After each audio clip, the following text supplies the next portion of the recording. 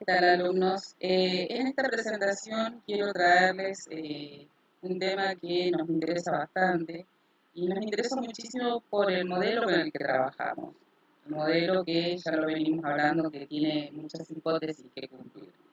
Bueno, el modelo nos ajusta y nos establece que tenemos una ecuación que nos va a ayudar a darle solución, que es la ecuación de compatibilidad. Y para poder vincular y ponernos en contexto cuáles son los campos con los que vamos a trabajar y los campos que nosotros utilizamos, están tratando de vincular el campo de las cargas y el campo de las cargas asociado con el campo de las tensiones está vinculado por las ecuaciones de equilibrio. Ecuaciones de equilibrio que ustedes la conocen, la de las dos sumatorias de los ejes, sumatoria en X, sumatoria en Y, sumatoria de momentos. El campo de las tensiones vinculado con el campo de las deformaciones está relacionado por las ecuaciones constitutivas, que ya las vamos a ver más adelante. Y el campo de las deformaciones con el campo de los desplazamientos está vinculado y relacionado por las ecuaciones de compatibilidad, que justamente es lo que hoy nos interesa. En el planteamiento del problema elástico, las ecuaciones de compatibilidad son ecuaciones que, si se cumplen, garantizan la existencia de un campo de desplazamiento compatible con las deformaciones. ¿Qué significa esto? Claramente nuestro sólido se va a deformar. ¿Y cuánto se va a deformar? Se va a deformar hasta una determinada configuración que sea compatible, que se corresponda con todas las hipótesis que venimos trabajando. Acuérdense que estamos hablando de un campo de pequeñas deformaciones, pequeñas rotaciones, un campo elástico, isótropo, homogéneo, continuo. Bueno, todo eso son las hipótesis que deben respetarse, por eso debe ser compatible con nuestra configuración inicial. En otras palabras, las ecuaciones de compatibilidad son las condiciones necesarias de integrabilidad. Claramente tiene que haber una relación biunívoca entre la deformada, el campo de formación y su campo original, que es justamente el de los desplazamientos. Para el campo de desplazamientos, en términos de las componentes del tensor de tensión. La elasticidad lineal de una deformación será físicamente posible si es compatible con un determinado campo de desplazamiento, es decir, si se cumplen las siguientes relaciones para los componentes del tensor de formación. Debe existir una relación biunívoca, y ya lo vamos a ver por qué. Claramente las ecuaciones de compatibilidad van a establecer esta vinculación entre dos espacios, el espacio dominio y el espacio imagen. En el espacio dominio tenemos la configuración de la geometría inicial y la geometría deformada es el espacio imagen. Las ecuaciones de compatibilidad geométricas deben ser funciones continuas. Acuérdense que nosotros teníamos una configuración y unas funciones que definían el desplazamiento del vector de desplazamiento, unas funciones continuas que definían ese vector. Y simplemente evaluadas de las coordenadas. Esas funciones continuas y evaluadas de las coordenadas. A cada punto de la geometría le corresponde un punto de la geometría deformada. Una relación que sea biunívoca representaría una grieta. Cada uno de los puntos del dominio representan un solo punto en la imagen. ¿Y qué nos está diciendo esto? Que las ecuaciones de compatibilidad relacionan las deformaciones y los desplazamientos, es decir, establecen las relaciones que deben cumplirse entre sí, ya que éstas no pueden cumplir cualquier distribución. Y esto está asociado a que nosotros primero partíamos con el vector posición de un punto, el vector posición que vinculaba los puntos del dominio. Ahora, acuérdense que los puntos deben estar constituidos solidariamente entre ellos para establecer la configuración de todo el dominio, ya que éstas no pueden cumplir cualquier distribución, sino que claramente deben cumplir ciertas condiciones llamadas ecuaciones de compatibilidad establecidas por esa configuración del dominio, ¿sí? Que acuérdense que un punto que se deforma debe deformarse solidariamente con el que está al lado. Por consiguiente, la deformación de cada punto está establecido por justamente funciones continuas. Los desplazamientos me van a definir la deformación. Ahora, ¿es sencillo establecer de un cuerpo deformado la vinculación o el lugar de origen de dónde se desplazó o el campo de desplazamiento? Como esto no es tan sencillo, justamente para ello se establece la configuración o las condiciones de la ecuación de compatibilidad. ¿Mm? Esta relación biunívoca de deformación hacia el campo de desplazamiento, el proceso inverso, teniendo la deformada de un cuerpo, volver a su posición original no es tan sencillo. Para ello, justamente para establecer y definir con claridad el comportamiento del sólido, es que se establecen las ecuaciones de compatibilidad. Y vamos a tratar de recordar algunos conceptos que ya los conocen por análisis 3 y por las otras materias con las que hemos definido algunos conceptos matemáticos y que utiliza este modelo. Y vamos a repasar sobre algunos conceptos de las derivadas de una función. Nosotros recordamos, si nosotros tenemos, por ejemplo, una función como esta función que está representada en trazo rojo, que se denomina, que puede ser cualquier función. Bueno, yo acá tomé una función cualquiera que la definí f de x igual a x cubo menos 9x. Si yo a esta función le quiero conocer sus máximos y sus mínimos, ¿qué hago? Para conocer los máximos y mínimos de esta función o los puntos picos de la función, la derivo, ¿recuerdan? Y a la derivada la igualo a cero. Una vez que encuentro las derivadas igualadas a cero, puedo decir que esos son puntos de máximo y de mínimo. Veamos, la representación de la derivada primera es esta curva azul. Y fijémonos dónde corta esta curva azul en los ejes, en el eje X. Y los puntos que corta justamente son puntos de máximo y puntos de mínimo. Fíjense, la derivada primera es esta función, lo igualo a cero y saco las raíces. Con las raíces de la derivada primera, ¿qué hice? Encontré justamente los puntos máximos y mínimos de f. Bueno, ¿qué pasa con la derivada segunda? A ver, veamos. Tratemos de pensar que nuestra función ahora es la derivada primera, ¿sí? Nuestra derivada primera vendría a ser f, que es esta curva roja. Si esta derivada primera, perdón, la curva azul, disculpen, me confundí. La curva azul que es esta parábola. Si a esta derivada primera yo le quiero sacar el punto máximo y el punto mínimo, ¿qué hago? Hago lo mismo que hice antes. La derivo y la igualo a cero. Veamos. La derivada de esta función es la curva o la recta verde, que es justamente la derivada segunda es igual a 6x. Su raíz es el punto cero, ¿sí? ¿Qué significa este punto cero o este punto de intercepción de abscisa? Que claramente, fíjense, en la curva azul, que es la derivada primera, efectivamente es un pico de la curva, un punto mínimo, y es justamente por donde pasa el cero o donde se iguala a cero la derivada segunda. ¿Qué significa esa derivada segunda en nuestra función, que era la función roja o la curva roja? Representa un punto de inflexión. Y acá empieza a tener importancia de las derivadas segundas de nuestra función. Nuestra función, acuérdense, ¿cuáles eran las funciones? Las funciones de desplazamiento de los vectores posición justamente estaban definidos por una función que se acuerda que en el video pasado hablábamos del polinomio de Taylor. Bueno, y a esas funciones, como no sabíamos cómo asociar el desplazamiento de los puntos, establecíamos un polinomio y a ese polinomio sacábamos las derivadas primeras y encontramos la función de desplazamiento. Bueno, ahora vamos a tratar de comprender por qué nos interesan las derivadas segundas. En principio nos interesa esto.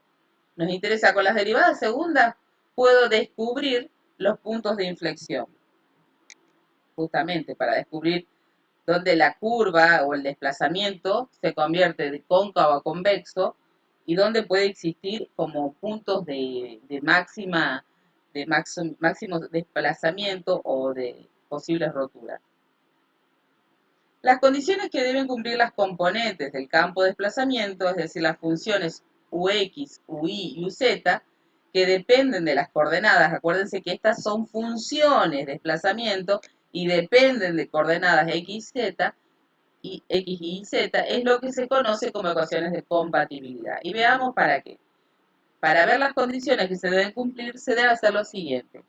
Las condiciones de compatibilidad indican que el cuerpo debe permanecer continuo. El tiempo de desplazamiento, como saben, está relacionado a una función continua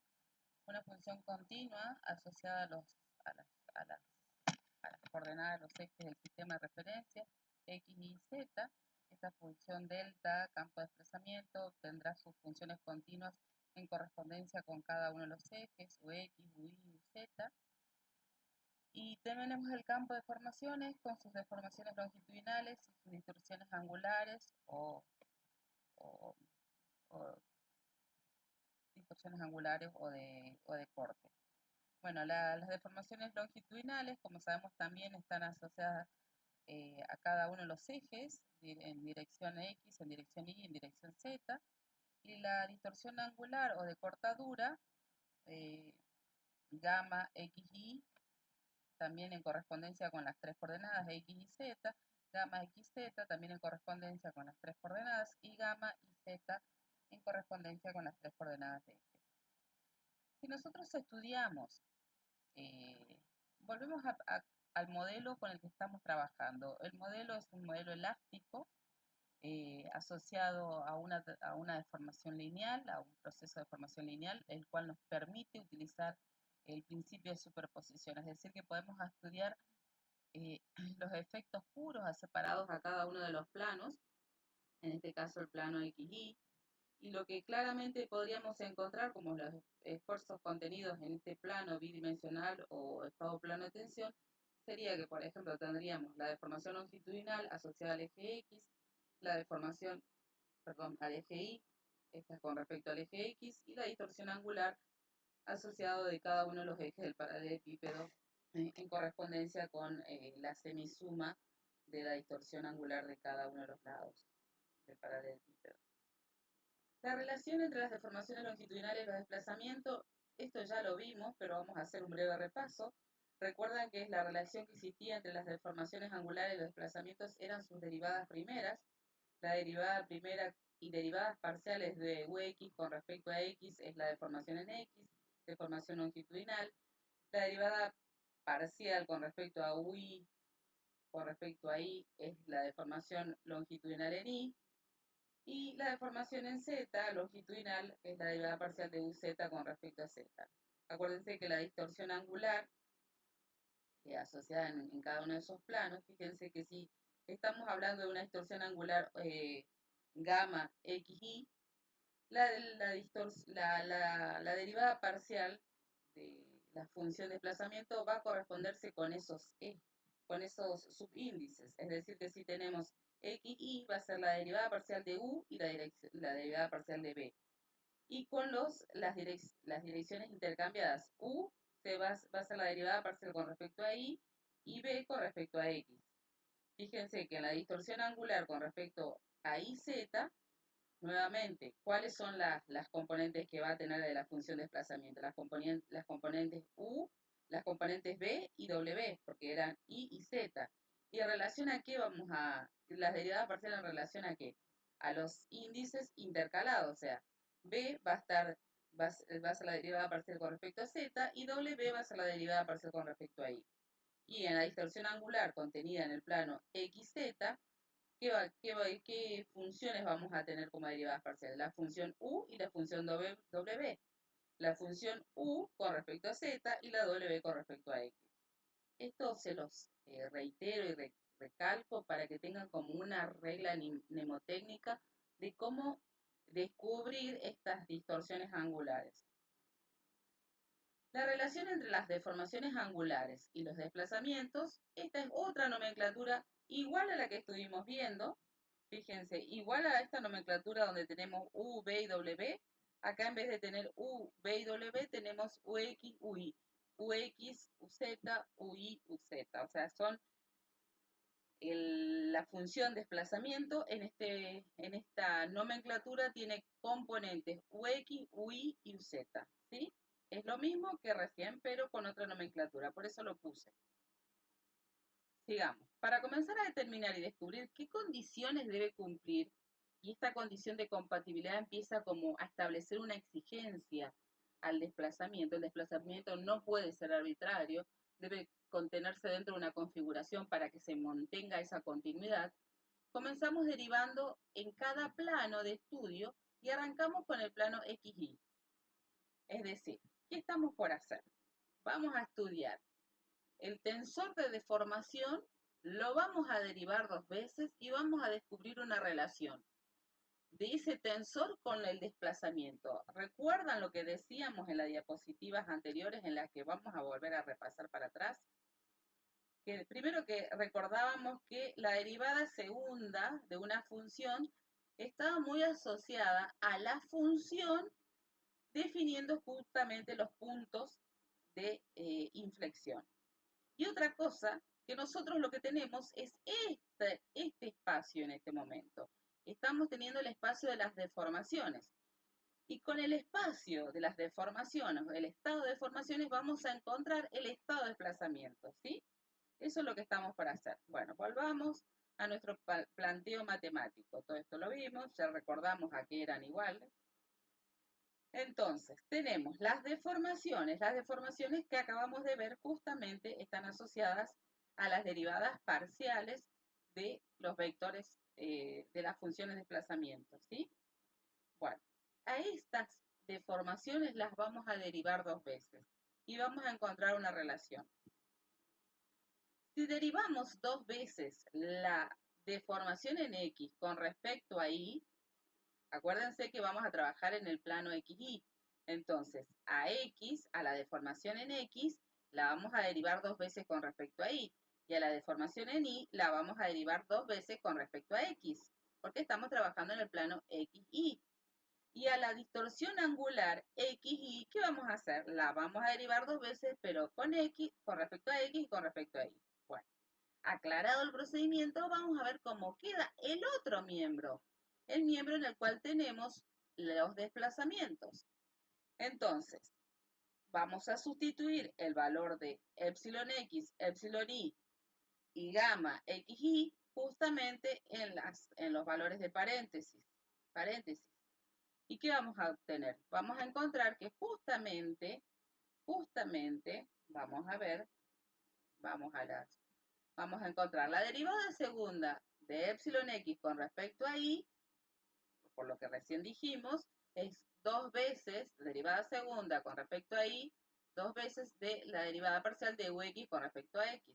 Es decir, que es igual a la derivada al cubo o derivada de tercer grado de ux de con respecto a x y con respecto a y 2 veces. Nada más que ordenó acá. Con respecto a la derivada segunda con respecto a y de epsilon i con respecto a x 2 veces, ¿qué va a hacer? Sustituyendo el valor de epsilon i, me queda la derivada segunda con respecto a x 2 veces de la derivada parcial de ui con respecto a x. Es decir, que me queda derivada al cubo de ui con respecto a y de x 2 veces. Vamos a la distorsión angular. Y acá empieza como a tener como más interesante se pone esta formulación matemática.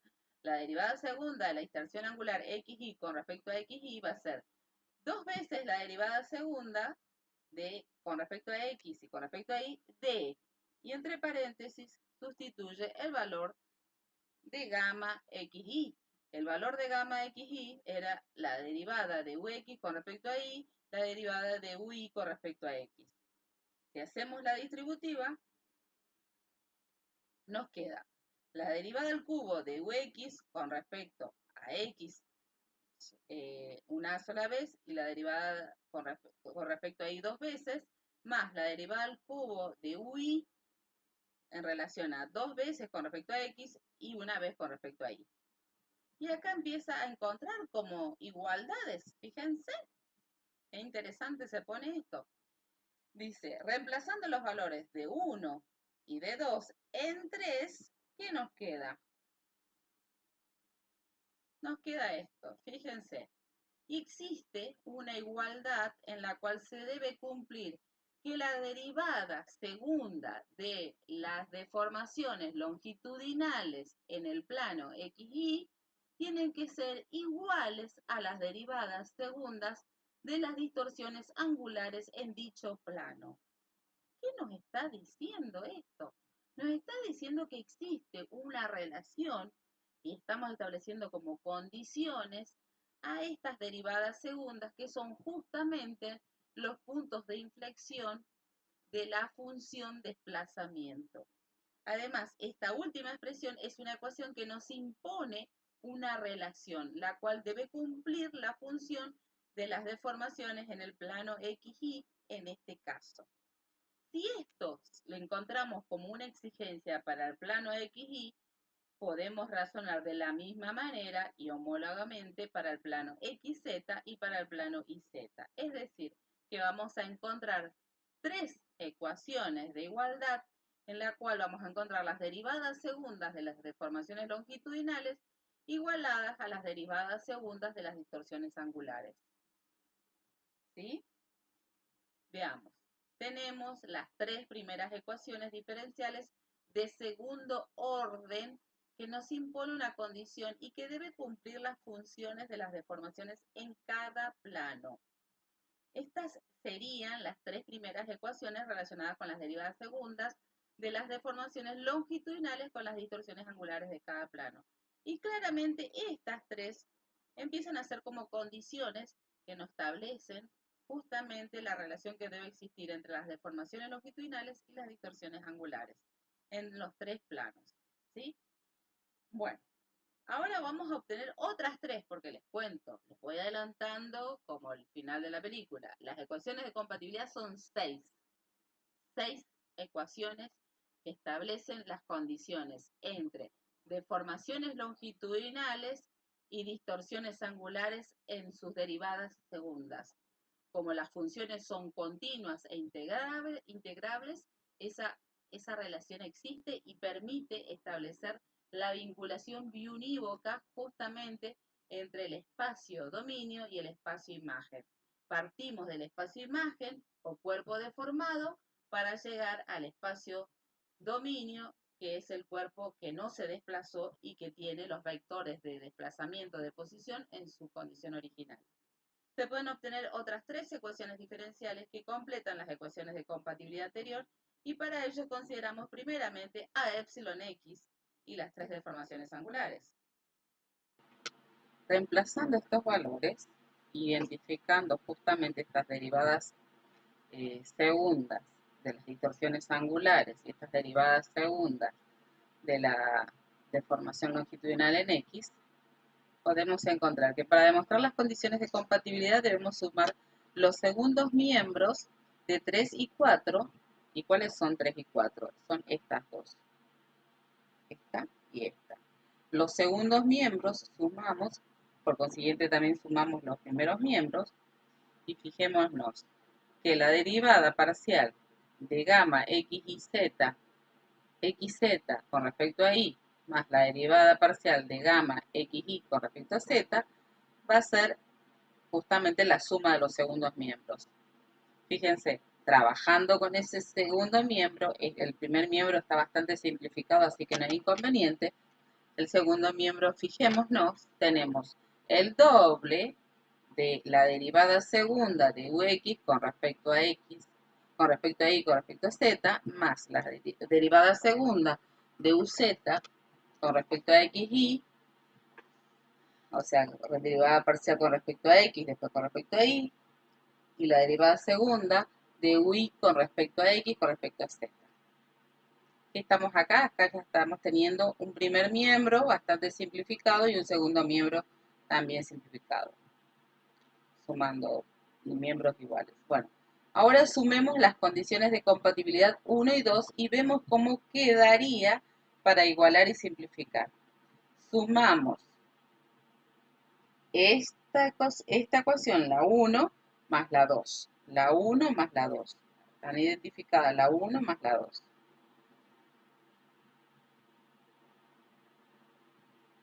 La 1 que es esta, perdón, más la 2. Este simbolito está mal acá, es la 1. Esta es la 1. Bueno, yendo a eso, la derivada segunda de epsilon x con respecto a y de x, que es esto, más la derivada de gamma y z con respecto a x. Eso sería el primer miembro.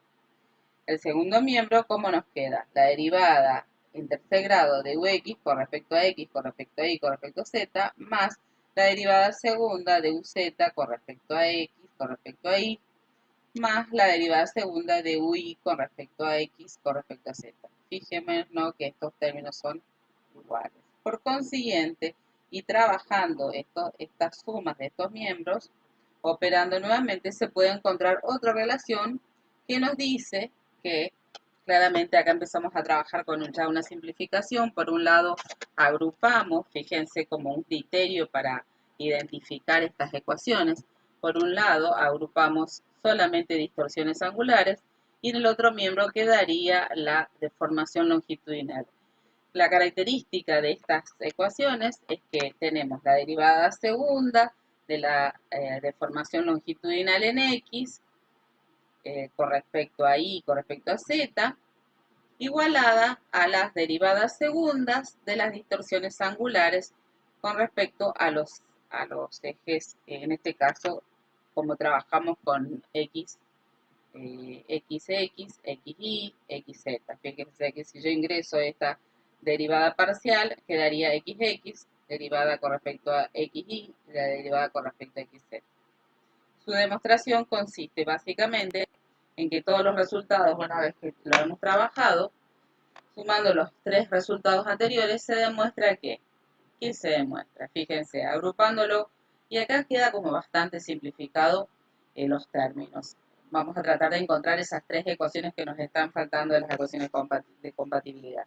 La derivada segunda de la deformación longitudinal en x, con relación a las direcciones faltantes con respecto a y con respecto a z, es el doble de dicha derivada, es igualada a justamente a las derivadas con respecto a x de las derivadas de las distorsiones angulares con respecto a x, con respecto a y, con respecto a z.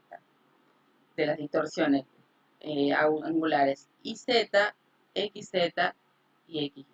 Al igual que se hizo con x, con epsilon x, se haría con epsilon y se haría con epsilon z, y podríamos obtener obteniendo las tres ecuaciones de compatibilidad que nos faltarían para encontrar las 6 ecuaciones.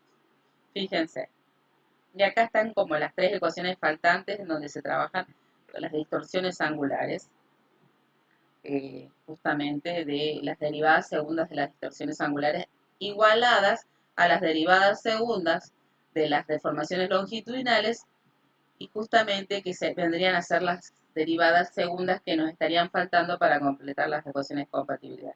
Miremos un poco cómo quedan las ecuaciones una vez que las trabajamos. Esto no es muy complejo, tienen que como encontrar reglas mnemotécnicas para comprenderlas. Acuérdense que estas ecuaciones de compatibilidad vienen a salvar esas eh, inconsistencias que tienen cuando tenemos tantas incógnitas. ¿Y por qué vamos a tener muchas incógnitas? Porque todos los puntos de la configuración de mi sólido que se deforman van a tener solidariamente puntos de desplazamiento dentro de todo el contexto de dominio. Por consiguiente, tenemos que encontrar ecuaciones que limiten esas incógnitas. Bueno, una de las ecuaciones son estas, justamente. Y estas ecuaciones, a ver qué nos dicen. De un lado de los miembros, tenemos en estos miembros tenemos deformaciones longitudinales. Deformaciones longitudinales en cada uno de los ejes, en correspondencia con cada uno de los ejes, y con sus derivadas parciales asociadas a, a los subíndices diferentes de su correspondiente deformación longitudinal. Fíjense, la deformación longitudinal de X son derivadas parciales con respecto a Y, con respecto a Z. La derivada segunda de la deformación en Y tiene sus derivadas parciales con respecto a X, con respecto a Z. Y la derivada segunda de la deformación longitudinal en Z tendrá con respecto a X y con respecto a Y. Bien, esos serían los primeros miembros. Y en el segundo miembro, ¿qué tenemos? Tenemos las derivadas parciales con respecto a X, con respecto a Y, con respecto a Z, de las derivadas primeras de las distorsiones angulares en cada uno de los planos. Distorsiones en X y Z, y siempre el subíndice del numerador El subíndice del denominador es el faltante del numerador, ¿sí? Como regla mnemotécnica. Estas tres ecuaciones, juntos con las otras tres, conforman 6 ecuaciones diferenciales que nos relacionan las funciones y que definen los campos de deformación. Es decir, que epsilon x, epsilon y epsilon z y las tres deformaciones angulares son ecuaciones que deben cumplirse obligatoriamente y constituyen lo que se denominan ecuaciones de compatibilidad. Y acá están las 6 ecuaciones. Las tres que salieron de justamente las derivadas segundas de las deformaciones longitudinales en comparación con las derivadas segundas de las distorsiones angulares y las derivadas segundas justamente de las deformaciones longitudinales en coincidencia o igualadas a las derivadas segundas de las distorsiones angulares en correspondencia con las tres direcciones. Estas son las ecuaciones de compatibilidad. Estas son las ecuaciones que vinculan el desplazamiento de cada punto asociado al tensor de formación. Esta vinculación es biunívoca, es directa, esto sale justamente de la linealidad que tiene este tensor y porque estamos dentro del campo elástico. Conclusiones. El tensor de deformaciones sirve para calcular deformaciones y distorsiones en elementos estructurales, grandes o volumétricos, donde no se pueden usar las simplificaciones de vigas o losas, o claramente estamos hablando de elementos en los cuales tenemos que analizar punto por punto, es decir, con una malla. Deformaciones. Necesitamos conocer acerca de las deformaciones para saber cómo y cuánto se deformará un cuerpo luego de aplicarse un esfuerzo. De esta manera sabremos cómo se comporta el material. El tensor esférico y desviador, que también saldrá de un tensor de deformaciones, sumadas dan las deformaciones. El esférico supone un cambio de volumen, el desviador supone un cambio de forma o volumen constante, igual que cuando pasaba con el tensor de tensión. Y las ecuaciones de compatibilidad son condiciones que se le imponen a la solución de deformación para garantizar que tal solución sean compatibles con los vínculos y que esas condiciones no alteren la continuidad del sólido. Es fundamental. Las ecuaciones de compatibilidad garantizan la continuidad del sólido. Acuérdense, siempre que nosotros ingresamos la verificación de la condición de compatibilidad, estamos garantizando de que nuestro medio continuo permanece continuo. Las ecuaciones de compatibilidad son adicionales a las condiciones de borde. Un ejemplo, fíjense, acá les doy un ejemplo de un tensor en el que tenemos las deformaciones y sus funciones de desplazamiento asociadas a cada una de las, asumiendo que en la tercera dirección es nula. Se lo dejo de ejemplo, se lo dejo para resolver. En todo caso lo resolveremos mañana en la clase. Saludos, muchas gracias. Esto quería desarrollarlo con ustedes.